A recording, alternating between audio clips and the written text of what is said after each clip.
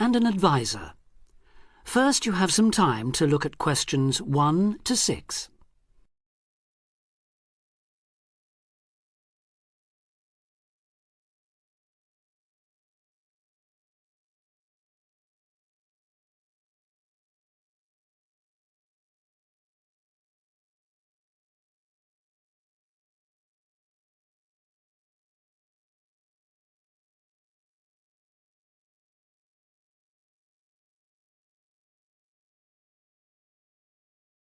Now we shall begin. You should answer the questions as you listen because you will not hear the recording a second time. Listen carefully and answer questions 1 to 6. Homestay Language Learning, Lisa McDowell here. How can I help you? Hello, my name's Dan, Hello, Dan. and I'm going to be living with a family in Edinburgh for 3 months, so I'd like some advice on what to bring with me. I'm flying in via Singapore on the 15th. Right. Well, perhaps most important of all are your documents. Vaccination certificate, sponsor's letter, and the certifying letter from us for immigration. Yes, I've got all those in order, I think. What I'm really wondering about are money and clothes and things for my room. Personal effects, in other words. OK, let's start with cash. You'll already have money in your bank account here, of course, but make sure when you get here you have some cash on you.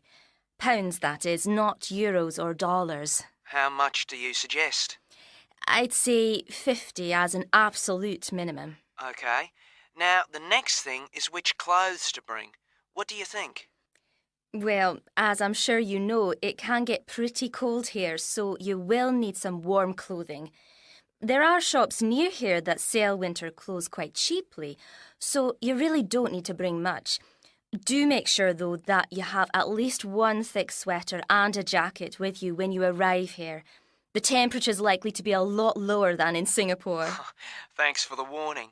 Now, something else I'm not sure about is whether to bring my computer. It's a laptop, so it won't take up much room. 2 problems. Firstly, it might not be compatible with the electricity supply in this country.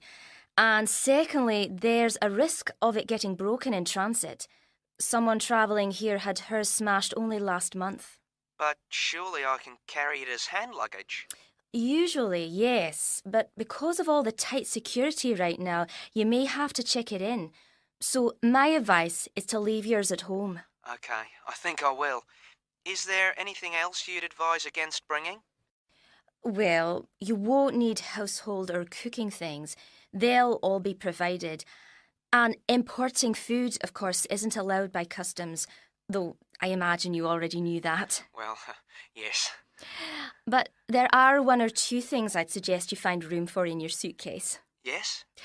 Perhaps a few of your favourite cassettes or compact discs. Of course, you might be able to find them in the shops here, but then again, you might not. That's a good idea. Anything else? Yes, some photographs of people and places that are special to you could be nice. They can really make your room feel like home. It's just a thought. I'll see if I've got a few good ones. Before you hear the rest of the conversation, you have some time to look at questions 7 to 10.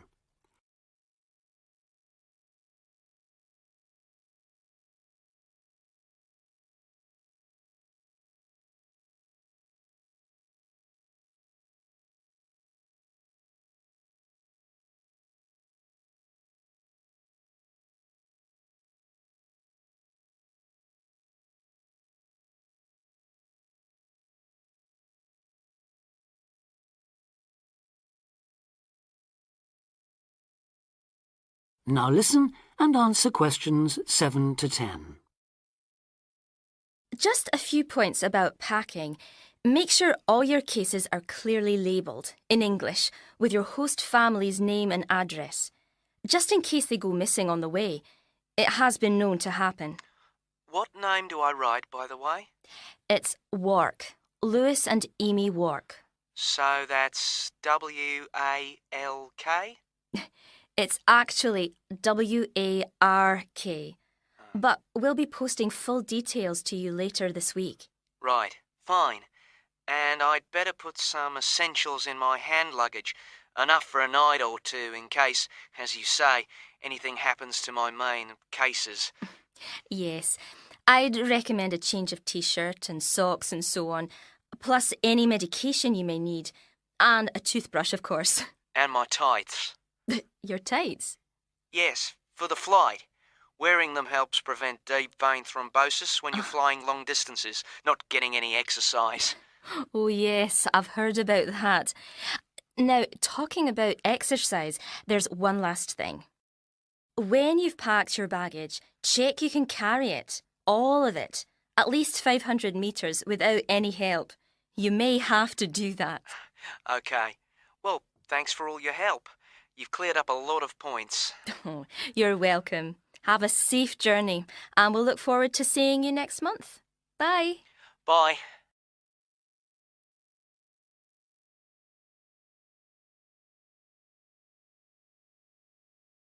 That is the end of part 1. You now have half a minute to check your answers.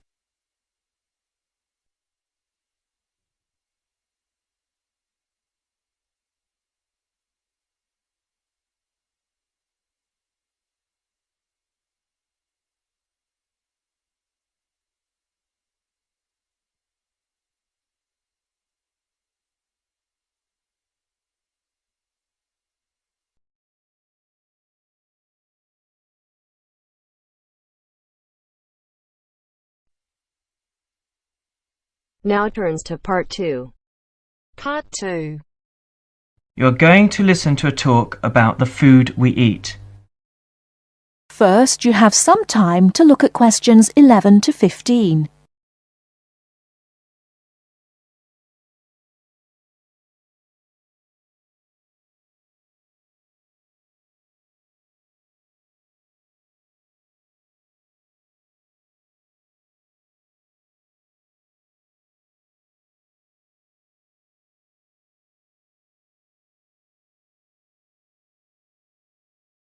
Now, listen carefully and answer questions 11 to 15.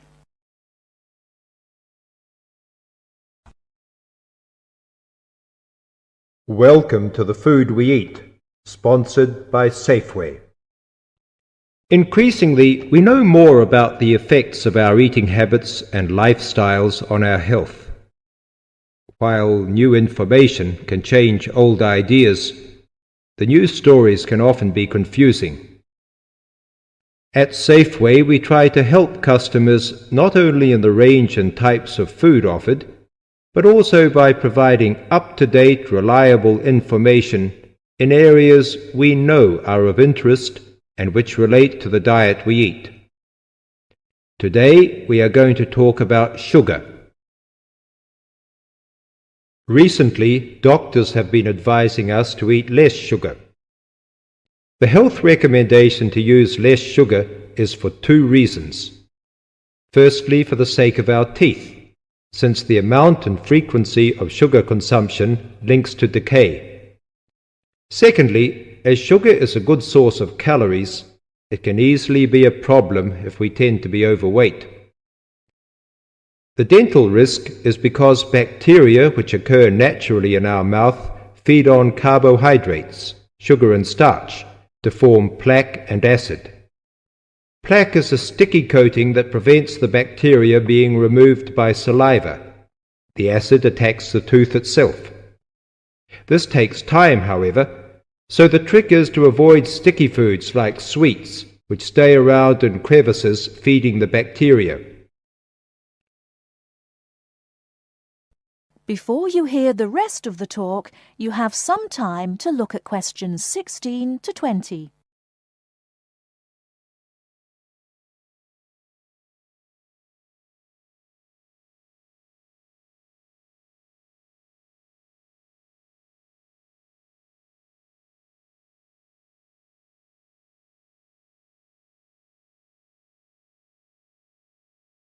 Now listen and answer questions 16 to 20. Regular brushing, preferably with a fluoride toothpaste, helps remove particles and resist acid. The worst thing you can do is nibble sweet things between meals. It puts your teeth under constant attack. A sweet tooth develops gradually, and you might be surprised at how you can steadily unlearn the taste, taking in fewer calories and saving your teeth. Here's some ways. A. Gradually cut down the sugar in tea and coffee till you can stop altogether or switch to sweeteners. B. Choose snacks with a lower sugar content. Fresh fruit, raw vegetables, crackers, milk or low-fat natural yogurt. Remember, some fruits like raisins have lots of sugar. C. Look for reduced sugar alternatives. There are more and more around, from diet drinks to yogurts, even jams and sauces. D. Try gradually to cut back on the sugar you use in cooking, especially in baking. That is the end of part 2. You now have half a minute to check your answers.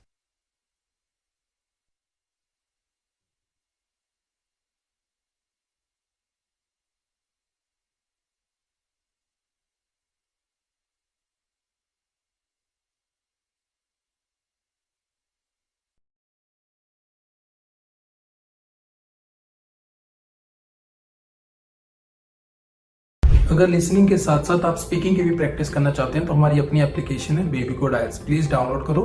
App store और play store दोनों पे available है और link description में भी हमने डाल दिया है।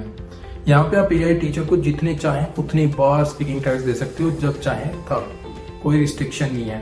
और अगर आप चाहते हो कि टीचर आपको आपके बैंड स्कोर बताए, आपकी मिस्टेक बताए और कैसे आप 5 बैंड से 7 बैंड इंप्रूव कर सकते हो, तो प्लीज यूज करो मेरा promo code IELTS50। Do not forget, my promo code is IELTS50. You will hear a discussion between 2 students and their tutor.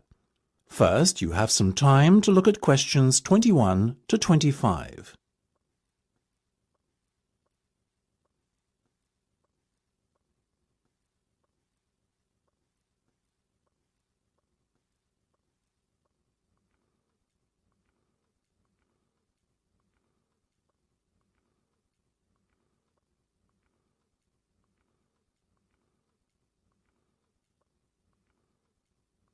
Now listen carefully and answer questions 21 to 25. Okay, guys. First off, well done. That was a very good presentation yesterday. Now I'm just going to ask you questions about it before I give you my feedback. That okay? Sure. Of course. Right.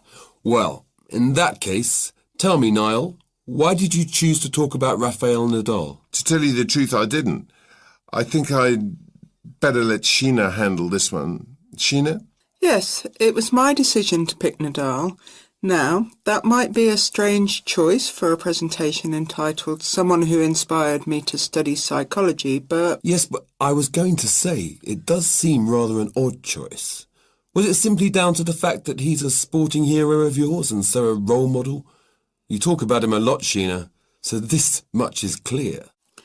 It's true. Nadal is someone I look up to, but my reasons for choosing him were totally professional. You see, I doubt perhaps in the history of tennis that there was ever a better match player than him, and that got me thinking, what is the secret to his success? How does he control his nerves so splendidly? The more we started to look into his background, the more I realised Sheena was right. Nadal was a perfect candidate for this study.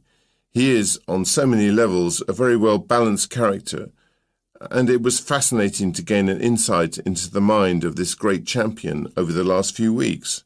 I'll admit that I was at first somewhat unsure about whether or not I should back Sheena on this one, but it didn't take long for our research to put us at ease.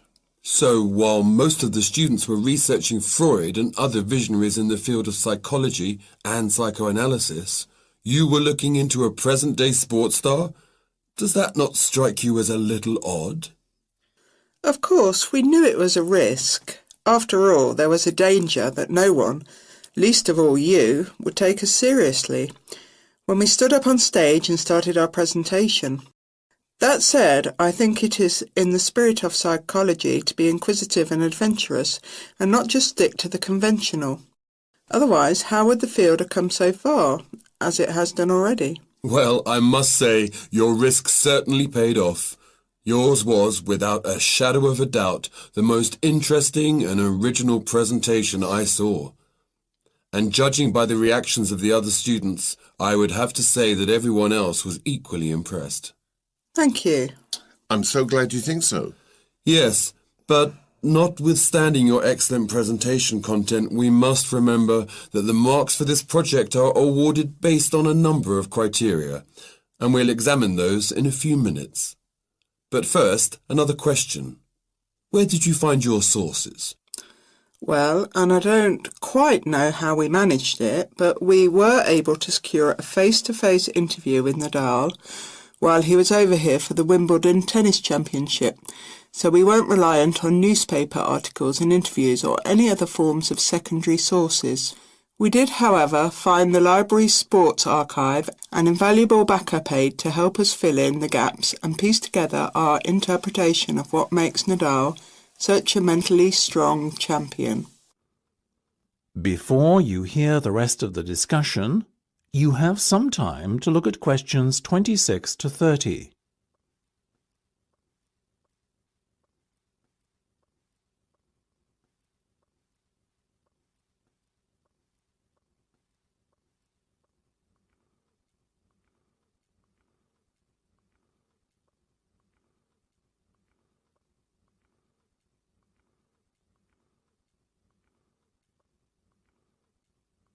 Now listen and answer questions 26 to 30. Okay, well, as I said, congratulations again for your excellent work. Now it's time for my feedback. The first area where marks were awarded is in your use of equipment. I felt that had you not been a little too reliant on the overhead projector, and had you, for example, used the interactive whiteboard and audio equipment a little more effectively, you would have received top marks in this section. As things stand, though, your use of equipment was still very satisfactory. It's just a shame as it was an opportunity missed to score full points. The next area I was asked to assess is content. As you might have guessed, I simply can't fault you on that. Highly original work, so well done. As for your timing, I felt that the two of you were a little too over-rehearsed, so the presentation felt, at times, a little robotic. That said, again, it was very satisfactory, and you would get full points for effort. Sadly, though, there is such a thing as trying too hard, and that cost you top marks here, I'm afraid. Oh, I see. Right. What was particularly impressive, though, was the thick handout you'd prepared for everyone. I took it home to read through it afterwards, and it was very well written. But not alone that, it also enhanced my experience of the presentation itself on the day, as I was able to refer to the handout for further information on what was being discussed and to answer any questions I had. Very nice. As for your level of interaction, well, you had so much that you were intent on packing into your 20-minute time slot that sadly you run out of time at the end, which left no room whatsoever for interaction and no one had the chance to ask you any questions. You've probably guessed, therefore, that you did worse than average in this department, and unfortunately, your score will have to reflect this. Oh my goodness, everything sounded so positive at the start. That is a big disappointment. We worked so hard. Now, don't be so quick to get deflated. Remember, your presentation skills only count for 15% of the project grade. Your score in this assessment, even if it were terrible, would still not be enough to prevent you from getting top marks overall. It's very hard to score well in the presentation assessment anyway, so believe me, you both did reasonably well. Thank you. I wish I felt like that. Yes, your feedback was very constructive. We're just a little disappointed with ourselves. Why? That's the end of section 3. You have half a minute to check your answers.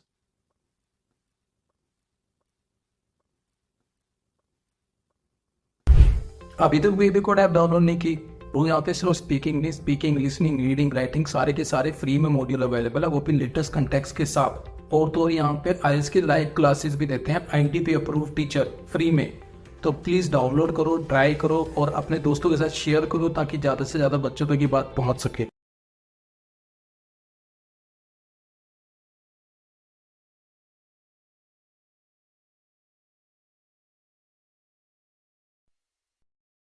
Now turns to Part 4. Part 4. You'll hear an introduction about the tutorial courses of the physics school. First, you have some time to look at questions 31 to 40.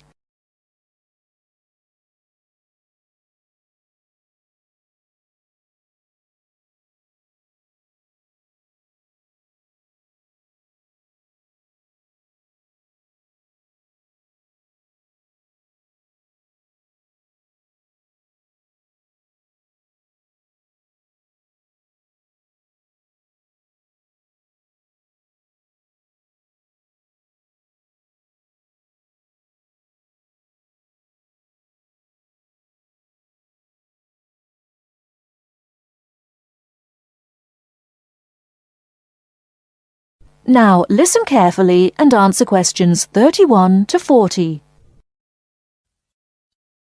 Welcome to Orientation Week. This is the physics school session, and we'll welcome Professor Smith, the head of the school, to introduce you to the tutorial system. Welcome, Professor Smith. Thank you. You may have noticed life at university is totally different from that of school. For you, tutorials are an important part of the teaching program. Tutors are the primary contact between undergraduate students and the school. A tutor is the student's personal tutor as well as their academic tutor. Tutorials for physics undergraduates consist of 6 students who meet each week with their tutor for at least 50 minutes. For radiographer students, tutorials will normally consist of a group of about 10 students who will meet fortnightly with their tutor for a period of at least 50 minutes. In the first semester, the tutorials are during weeks 1 to 11. For semester 2, they are during weeks 14 to 24. Everybody involved is expected to be present and on time, and the tutor will also be available in week 12 and 25 to discuss problems that arise during revision, but attendance by students is optional. Now I'm going to introduce to you the stages and activities of the tutorials. The induction period is from week 1 to 3. I know that a significant minority of you experience culture shock during your first few months at university, and the important function of this stage is to identify students who are having difficulty integrating into the academic program. In particular, tutors should check your attendance of lectures, tutorials, laboratory sessions, and this sort of things. Tutors also help you tackle work in a systematic and effective manner. Stage 2 begins from the 4th week. Some tutorials of this period are to be devoted to discussion or going over the students' lecture notes, but approximately 50% of tutorial time is to be devoted to coursework. You should finish the weekly homework assignments of 2 hours duration with at least 50% involving written work. At least 8 homework assignments during the year should involve answering problems set on coursework. The written work collected by the tutor should be marked within a week of handing in, and generally the assignments should be graded. The 3rd stage starts from week 8 till the 10th. During this period, math and 4 core physics programs are included. The majority of tutorial time should be devoted to work which support the lecture programs and laboratory work. At least 60% of homework assignments should involve written work. The assignment may involve writing an account of or notes on a specified range of topics. The written work should also be marked and graded. Short oral presentations by students should be included. They are possibly on general physics topics or essays. The last week's personal development planning is a structured and supported process. The primary objective for PDP is to help you to become more independent and confident, self-directed learners, and encourage a positive attitude to learning throughout life. It is undertaken by yourselves to reflect upon their own learning, performance and achievement, and to plan for their personal, educational and career development. Finally, if without evidence of good reason you miss more than 2 sessions during a semester, or if the tutor is not satisfied with your progress, the matter must be immediately referred to the program director, who will normally issue formal warning, verbal and written. This will inform you that your place at university is under threat of withdrawal if no improvement is made. That is the end of part 4.